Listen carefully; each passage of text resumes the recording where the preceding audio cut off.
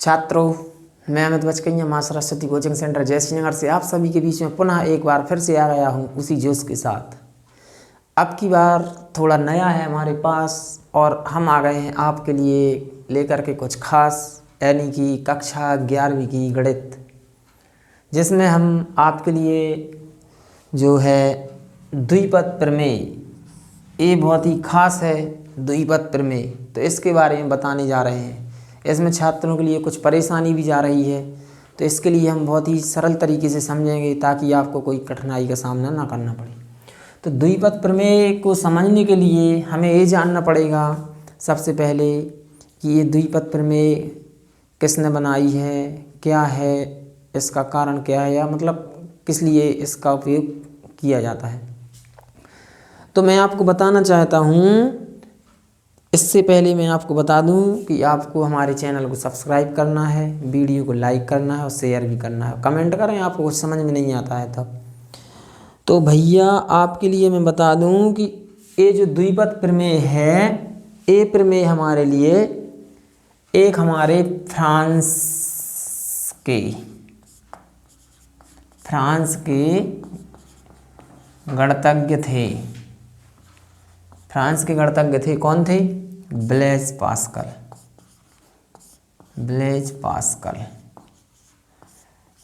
Pascal जो थे, इन्होंने इस प्रमेय को दिया है। ब्लेज पास्कल ने इस प्रमेय को दिया। जो ब्लेज पास्कल थे, इनका जन्म 19 जून को हुआ था। 19 जून 1623 में हुआ और इनकी जो मृत्यु हुई थी, जन्म हुआ था कब? 19 जून 1623 को, और मृत्यु हुई इनकी कब? 19 अगस्त 1662 में। मतलब बहुत समय पहले की बात है एक हिसाब से कहा जाए। उन्होंने दुनिया को पास्कल का त्रिभुज के नाम से, इनका जो नाम था ब्लेज पास्कल, तो इनके पास्कल के नाम पे इनने पास्कल त्रिभुज, क्या? पास्कल त्रिभुज द्विपद प्रमेय दी। इसका उपयोग गणितीय कलन में, विज्ञान में, प्रायिकता में सभी जगह किया जा सकता है। और मेन इसका उद्देश्य ये है, ये हमारे धन पूर्णांकों के लिए होती है। धन पूर्णांक की घातों का यदि हमें प्रसार करना है, तो अभी तक हमने क्या सीखा है कि कुछ भी होता है, थोड़े बहुत हमारे पास सर्वसम्मी का सूत्र वगैरह होते हैं, तो उसका हम उपयोग कर लेते हैं। तो इसके द्वारा हम बड़ी से बड़ी घात का भी प्रसार कर सकते हैं। जैसे मान लो अभी हमने इधर लिख दिया 102 के ऊपर 2 की घात। हमने बोला इसका सीधा सीधा आपको गुणा नहीं करना है, मतलब ऐसा गुणा करके नहीं लिखना है 102 गुणा 102। इसको इस तरीके से हल नहीं करना है। इसको कैसे हल करना है? इसको आप सर्वसमीका से हल कीजिए। तब आप क्या करेंगे, इसको आप पढ़ करके आए हैं 10th तक में, तो इसको आप लिखते हैं 100 धन 2, इसके ऊपर 2 की घात लिखेंगे। तब आपको याद आ गया कि भैया ये तो हमारे पास a + b के ऊपर 2 की घात की सर्वसमीका है और ये अपने लिए याद होती है। तो हम इससे इसको हल कर देते हैं कि जैसे a² + b² + 2ab, या इसको ऐसा लिख दें a² + 2ab + b²। तो इसमें हम a और b मान लेते हैं। इसको a बराबर 100 लिख देंगे और b बराबर क्या लिख देंगे? 2 लिख देंगे या 2 लिख देंगे और इससे हल करेंगे तो हो जाएगा। लेकिन यदि हम इसी के स्थान पे आपको ये लिख दें कि 99 के ऊपर 5 की घात। अब 5 की घात का कोई सूत्र होता है क्या? नहीं होता। तब समस्या बन जाएगी। कैसे हल करेंगे? तब आप जैसे हमने इसको 100 - 1 लिख दिया, इसके ऊपर 5 की घात लिख दी, तो इसका प्रसार कैसे होगा? तो इसको ऐसी बड़ी से बड़ी घातों को हल करने के लिए हमारे ब्लेज पास्कल ने एक प्रमेय दी, द्विपद प्रमेय बनाई। क्या बनाई? द्विपद प्रमेय बनाई। अब ये द्विपद जो प्रमेय है, ये हमारी धन पूर्णांकों के लिए है। धन पूर्णांकों के लिए, तो धन पूर्णांक क्या होते हैं? प्लस वाली संख्याएं 1 0 के बाद 1 2 3 4 5 6 इस साइड चलेंगे, तो प्लस वाली इसके लिए बनाया। तो भाई इसमें हमारे पास क्या है कि अब हमें इसको थोड़ा समझना पड़ेगा पहले कि आखिरकार ये है क्या। तो इसमें हमें ये पता चला कि जैसे आप यदि सर्वसमीका लिखते हो तो a0 होता है तो इसका मान क्या होता है, 1 होता है, आपने पहले भी पढ़ा है। तो मान लो हमारे पास दो पद हैं, जैसे एक पद है a प्लस एक पद है b, इन दोनों को हमने जोड़ दिया, इसके ऊपर हमने लिख दिया 0 की घात, मतलब n बराबर हमारे पास नंबर है 0 1 2 3 4, तो इसका मान हमारे पास कितना हो गया, 1 होता है। क्या होता है, इसका मान 1 होता है। क्या होता है, इसका मान 1। अब भाई हमने लिख दिया a प्लस बी के ऊपर 0 की जगह 1 लिख दिया, तब इसका मान क्या होगा हमारे पास, a प्लस बी। भाई 1 से हल करेंगे तो a आ जाएगा और b आ जाएगा। अब यदि हमने लिखा a प्लस बी के ऊपर 2 की घात लिखा, तो इसको आप क्या लिखेंगे, तो इसको आप a प्लस बी और a प्लस बी ऐसा लिख के और इसका यदि अपन गुणा करें तो हमारे पास सर्वसमीका निकल कर आ जाती है कि a का वर्ग plus A B plus A B plus B का वर्ग, यानी जी क्या बन गई, a square plus 2ab plus B square. यदि a प्लस बी का क्यू देखें तो ये कैसे बनेगा, तो इसको हम इससे बना लेंगे कि a प्लस बी का वर्ग और a प्लस बी, तो ये बन जाएगा कि a square plus 2ab plus B का वर्ग और a प्लस बी, इसका गुणा कर देंगे तो ये बन जाएगा a का cube plus a square B plus 2a square B plus A B square plus A square B फिर प्लस 2ab स्क्वायर, फिर बन जाएगा प्लस बी का क्यू। अब इसको हल किया तो ये आ जाएगा हमारे पास a का cube plus A square B ए है, ए स्क्वायर बी ए है, तो कितने हो गए, a क्यू 2 इधर आएगा हमारे पास 2a स्क्वायर बी, फिर प्लस इधर आ जाएगा ए बी स्क्वायर, फिर बी से कर दिया तो ये आ गया a स्क्वायर बी, फिर बी से किया तो ये 2ab और बी से किया तो बी का क्यू, मतलब हमारे पास एक पद एक्स्ट्रा लिखा गया a वाला, हटा दिया इसको मैंने। तो भाई ये बन जाएगा 2a स्क्वायर बी और a स्क्वायर बी, तो 3a square B plus 2a square B plus A B square plus A square B plus 2ab square plus B का क्यू, ए बन गया 3a स्क्वायर बी और ए बन जाएगा plus 3ab square plus B का क्यू। तो इसमें हमें क्या समझ में आ रहा है कि भाई जैसे हमारे पास 1 की घात है तो 2 पद हैं, कितने पद हैं, 2 पद, 2 की घात है तो 1 2 3 पद, कितने पद, 3 पद, 2 पद, इसमें देखा तो कितने पद, 1 2 3 4, 3 की घात है तो 4 पद, यानी किसी का भी हम प्रसार गुणांक करें किसी भी संख्या का 2 पदों में तो उससे 1 पद एक्स्ट्रा होगा, जितने की घात होगी उससे पद कितने एक्स्ट्रा होंगे, 1 पद एक्स्ट्रा होगा। तो इसमें हमारे पास क्या होता है कि प्रसार में हमारे पास 2 शर्तें होती हैं, तो ये समझ में आ रहा होगा आपको मैं क्या बता रहा हूँ। प्रसार में क्या होता है, शर्त होती है, जैसे क्या शर्त होती है, यदि आप प्रसार में कुल एक चीज़ तो यही मालूम चल गई कि जितनी अपने पास घातांक है, मतलब जो भी घात है उससे 1 पद एक्स्ट्रा होगा, घातांक से एक पद अधिक होता है, एक पद अधिक होता है। एक चीज हो गई। दूसरी चीज क्या है कि एक इसकी घातें अपने पास एक के क्रम से घट रही हैं। क्या होता है पदों में प्रथम पद की घातें, जैसे ए लिखा है तो देखो भाई इसमें ए क्यों लिखा, इसमें ए स्क्वायर लिखा, इसमें ए लिखा, तो ए की घातें क्या होती हैं प्रसार में ए की घातें क्रम से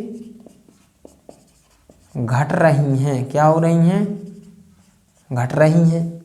और b की घातें वहीं अपने पास इसमें b भी है, तो b की घातें व b की घातें क्या हो रही हैं बढ़ रही हैं।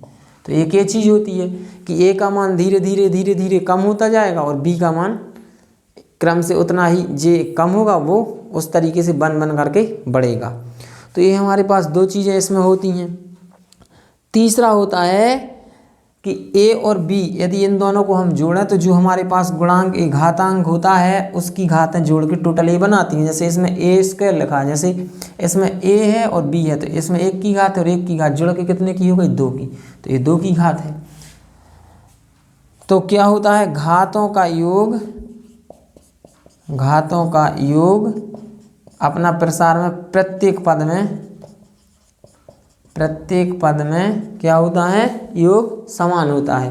प्रत्येक पद में घातों का योग प्रत्येक पद में समान होता है। इस तरीके से हमारे पास ये चीज़ें होती हैं। तो आपके लिए समझ में आ रहा होगा कि भाई हम क्या बता रहे हैं आपको। अब हमारे पास क्या है कि जो ब्लेज पास्कल थे हमारे पास, इसे पिंगल के मेरु प्रस्थ के नाम से भी जाना जाता है। इसे ब्लेज पास्कल त्रिभुज को एक पास्कल त्रिभुज है। कौन सा त्रिभुज है पास्कल त्रिभुज।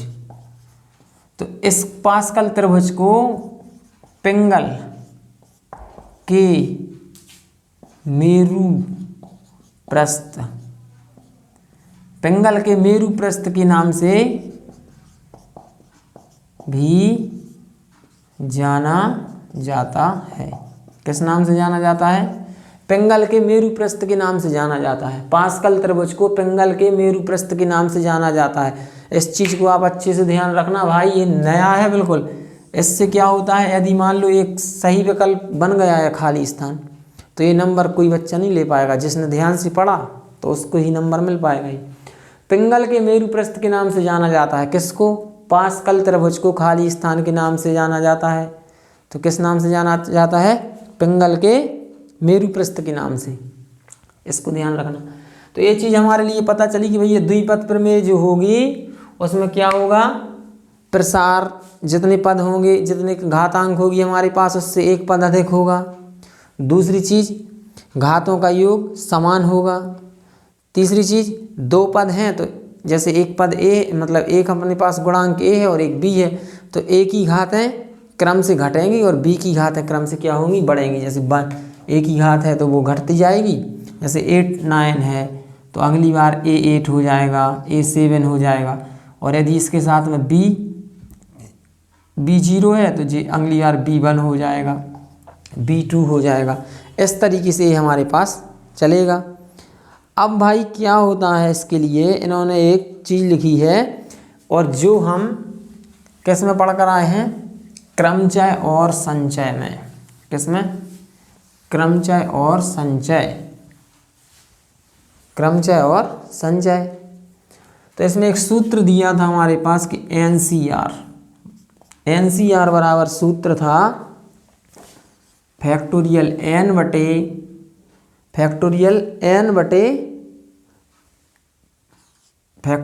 आर और N minus are factorial.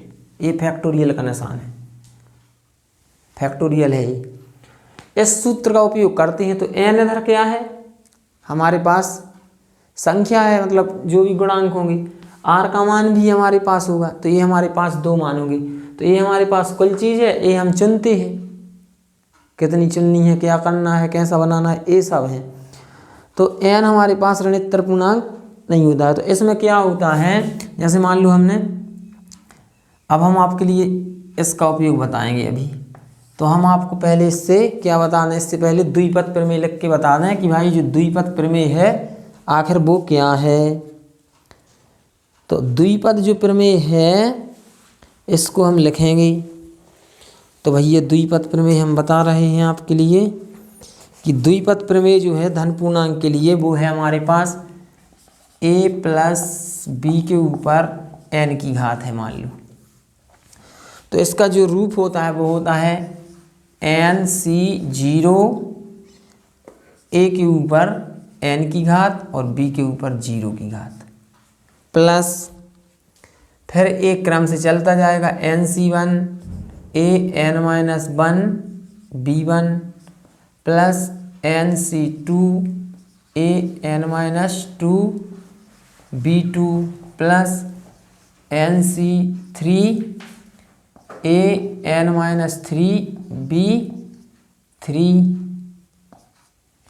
Plus, और ऐसा ये डैश डैश करके चलता रहेगा, बीच बीच में पद आते रहेंगे और हमारे पास पद आ जाएगा फिर NC(n-1) a b n-1 plus NC(n) a0 और b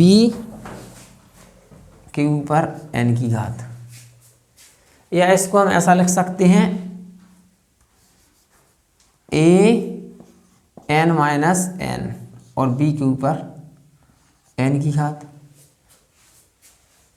तो भाई ये घटते क्रम में चल रहा था, b1 a1 हो गया, फिर n-1 हो जाएगा, तो इसको 1 लिख सकते हैं। तो ऐसे a की घातें हमारे पास क्या होंगी, घटते क्रम में होंगी, और b की घातें बढ़ते क्रम में होंगी।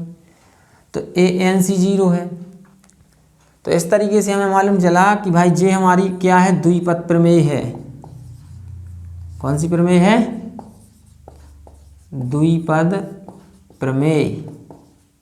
अब इसमें आपको कुछ मान याद रखने पड़ेंगे, जैसे 0C0 0C0 क्या है, 0C0, तो इसका मान क्या होगा, 1 होगा। भाई ना, जैसे कोई वस्तु हमने देखी दुकान पे, हमें लगा कि यार ये हमें लेना है, तो हमने ना देख लिया, सोच लिया, ली ही नहीं, तो उससे कोई हमें फर्क ही नहीं पड़ेगा, तो इसका मान 1 होगा। यदि कोई एक वस्तु है उसको हम ले लें तो इसका मान भी कितना होगा, हमारे पास 1 ही होगा, क्योंकि एक वस्तु थी और 1 ही का हमने चयन कर लिया। फिर क्या हो जाएगा, तो अब आपको ध्यान क्या रखना है कि इसका मान क्या होगा, 1 होगा। ऐसे ही हमारे पास 1C0, जैसे एक वस्तु है लेकिन हमने देख ली और ख़रीदी नहीं, और अगर हमें किसी चीज़ से मतलब ही नहीं था, तो इसका मान भी 1 होगा। तो इन 3 चीज़ों के मानों को आपको याद रखना है कि 0C0 का मान 1 होता है, 1C1 का मान भी 1 होता है, 1C0 का मान भी 1 होता है। यानी 0 यदि इधर है तो उसका मान 1 ही होगा, इधर चाहे 2 संख्या हों, ठीक। लेकिन जैसे इधर 4 है और इधर भी 4 है, तो इसका मान कितना हो जाएगा, हमारे पास कितना होगा, 4C4 का मान, तो इसका मान भी 1 ही होगा। यानी अब आपको समझ में आ गया होगा कि 1C1 1 और 1C0 1। ए हमारे जो मान निकलते हैं वो n फैक्टोरियल बटे r factorial n - r factorial से निकलते हैं। ए हमारा सूत्र होता है NCR बराबर, इस सूत्र में हम मान रखेंगे तो इससे निकल के आएंगी ये सारी चीज़ें। तो ये द्विपद प्रमेय है, और इससे संबंधित जो सवाल वगैरह हैं वो आपको अगली वीडियो में देखने को मिलेंगे। तो आपको चैनल को सब्सक्राइब करना है, वीडियो को लाइक करना है और सपोर्ट करें, ताकि आपको हम कुछ दे सकें। जो अभी हमारा दीपावली का त्यौहार था, तो इसके बाद में हमारा जी आज दीपावली का एक हिसाब से कहें तो अंतिम दिन ही समझें कि देवउठनी एकादशी आ चुकी है। तो एकादशी की आप लोगों को बहुत बहुत शुभकामनाएं। Thank you.